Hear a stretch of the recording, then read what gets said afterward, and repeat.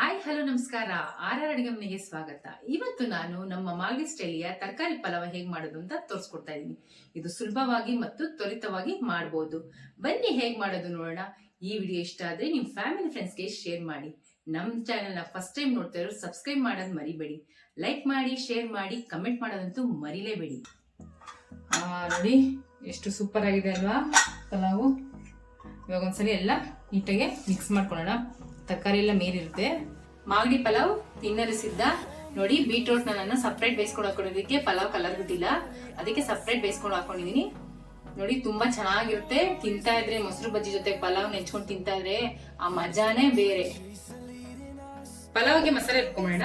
ಅರ್ಧ ಒಟ್ಟು ತೆಂಗಿನಕಾಯಿ ತಗೊಂಡಿದೀನಿ, 10-12 ಹಸಿಮೆಣಸಿನಕಾಯಿ ತಗೊಂಡಿದೀನಿ, 2 ಚೂರು ಚಕ್ಕೆ, 4 ಲವಂಗ, 2 ಇಂಚ್ ಶುಂಠಿ, 1 ಗೆಡ್ಡೆ ಬೆಳ್ಳುಳ್ಳಿ, 1 ಚೂರು ಸಾಲ್ಟ್. ಪಲಾವ್ಗೆ ಒಗ್ಗರಣೆ ಹಾಕೊಂಬೋಣ. 50 ಗ್ರಾಮ್ ಎಣ್ಣೆ ಹಾಕೊಂತಾ ಇದೀನಿ, 2 ಟೇಬಲ್ ಸ್ಪೂನ್ ತುಪ್ಪ ಹಾಕೊಂತಾ ಇದೀನಿ. ಎಣ್ಣೆ ಕಾದ ನಂತರ ಮಸಾಲೆ ಪದಾರ್ಥಗಳು ಹಾಕೊಂತಾ ಇದೀನಿ. ಇದು ಬಾಲೀಫು, ಲವಂಗ 4, ಏಲಕ್ಕಿ 4, ಕಲ್ಲು ಹೂವು ಸ್ವಲ್ಪ, ಸ್ಟಾರ್ ಹೂವು ಸ್ವಲ್ಪ, 2 ಇಂಚ್ ಚಕ್ಕೆ, 3 ಮೀಡಿಯಂ ಸೈಜ್ ಈರುಳ್ಳಿ ಕಟ್ ಮಾಡಿಟ್ಕೊಂಡಿದ್ದೀನಿ, ಅದನ್ನ ಹಾಕೊಂತಾ ಇದೀನಿ.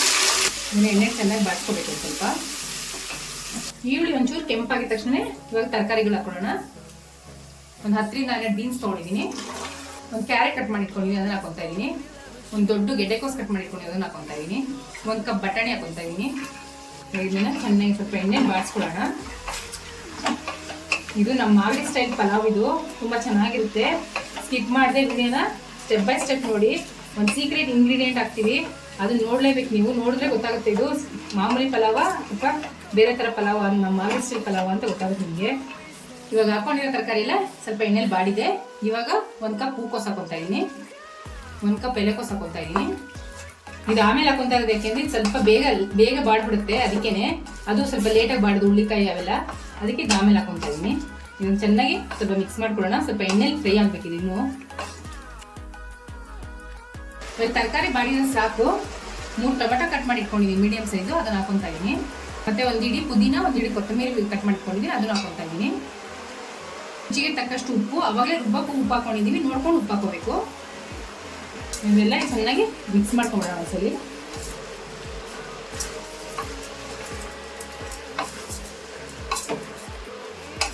ನೋಡಿ 2 ನಿಮಿಷ ಮುಚ್ಚಿಟ್ಕೊಂಡು ಸ್ವಲ್ಪ ಹಬೆಲ್ ಬೇಯಿಸ್ಕೊಂಡು ಆಮೇಲೆ ಮಸಾಲೆ ಹಾಕೋಬೇಕು. ಆಮೇಲೆ ಇವಾಗ ತರಕಾರಿಗಳೆಲ್ಲ ಚೆನ್ನಾಗಿ ಬೆಂದಿದೆ. ಇವಾಗ ರುಬ್ಬಿಟ್ಕೊಂಡಿದ್ವಲ್ಲ ಮಸಾಲೆ ಹಾಕೊಳ್ಳೋಣ. ನೋಡಿ ಒಂದ್ಸಲಿ ಚೆನ್ನಾಗಿ ತರಕಾರಿ ಜೊತೆ ಮಿಕ್ಸ್ ಮಾಡ್ಕೊಳ್ಳೋಣ. ಇದು ಸ್ವಲ್ಪ ತರಕಾರಿಗಳ ಜೊತೆ ಮಸಾಲೆ ಚೆನ್ನಾಗಿ ಹೊಂದಬೇಕು. ಸ್ವಲ್ಪ ಎಣ್ಣೆ ಬಿಡೋಷ್ಟು ಫ್ರೈ ಮಾಡ್ಕೋಬೇಕು. ತರಕಾರಿ ಜೊತೆಗೆ ಮಸಾಲೆ ಎಲ್ಲ ಕುದೀತಾ ಇದ್ರೆ ಅರೋಮ ಅಂತೂ ಎಷ್ಟು ಗಮ್ಮಂತ ಇದೆ ಅಂದ್ರೆ ಮನೆಯೆಲ್ಲ ಅಷ್ಟು ಚೆನ್ನಾಗಿ ಗಮ್ಮಂತ ಇದೆ.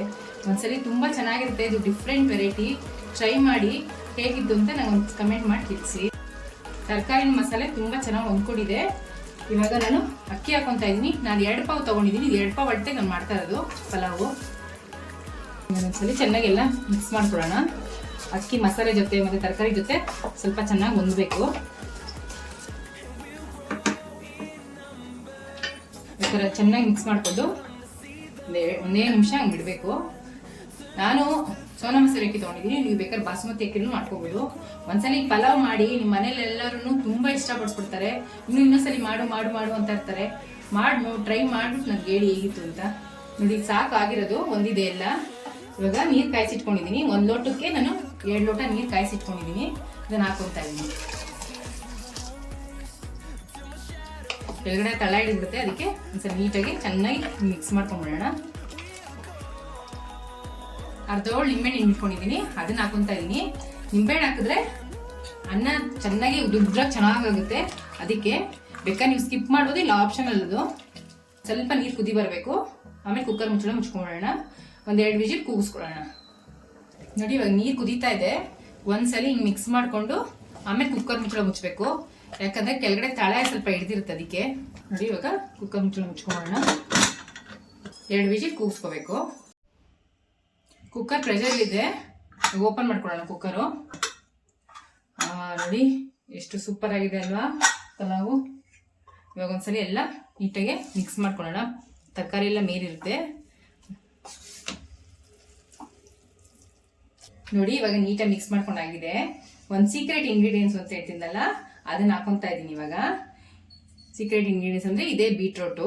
ನಾನು ಆಲ್ರೆಡಿ ಮುಂಚೆನೆ ಒಂದು ಬೀಟ್ರೋಟ್ ಇಟ್ಬಿಟ್ಟು ಕೂಗ್ಸಿಟ್ಕೊಂಡಿದ್ದೀನಿ. ಇದ್ರ ಜೊತೆ ಹಾಕೊಂಡ್ಬಿಟ್ರೆ ತುಂಬಾ ಕಲರ್ ಬಿಟ್ಬಿಡುತ್ತೆ, ಒಂಥರ ಕೆಂಪಗೆ. ಕೆಲವ್ರಿಗೆ ಇಷ್ಟ ಆಗುತ್ತೆ, ಕೆಲವ್ರಿಗೆ ಇಷ್ಟ ಆಗಲ್ಲ. ಅದಕ್ಕೆ ಸರ್ವ್ ಮಾಡ್ಬೇಕಾದ್ರೆ ಇದನ್ನ ಹಾಕ್ಬಿಟ್ಟು ಸರ್ವ್ ಮಾಡಿದ್ರೆ ಪಲಾವ್ ಜೊತೆಗೆ ಬೀಟ್ರೋಟ್ ನೆಂಚ್ಕೊಂಡು ತಿಂದ್ರೆ ತುಂಬಾ ಟೇಸ್ಟಿಯಾಗಿರುತ್ತೆ. ಅದಕ್ಕೇನೆ ನಾನು ಈ ತರ ಮಾಡ್ತಾ ಇರೋದು. ನೀವು ಬೇಡ ಅಂದ್ರೆ ಸ್ಕಿಪ್ ಮಾಡ್ಕೊಬೋದು. ಒಂದ್ಸರಿ ಹಾಕ್ಬಿಟ್ಟು ಮಾಡಿ ತಿಂದು ನೋಡ್ಬಿಟ್ಟು ನನಗೆ ಹೇಗಿತ್ತು ಅಂತ ಕಮೆಂಟ್ ಮಾಡಿ ತಿಳಿಸ್ಲೇಬೇಕು ನೀವು. ನೋಡಿ ಇವಾಗ ಒಂದ್ಸಲಿ ನೀಟಾಗಿ ಮಿಕ್ಸ್ ಮಾಡ್ಕೊಂಡ್ಬಿಡೋಣ.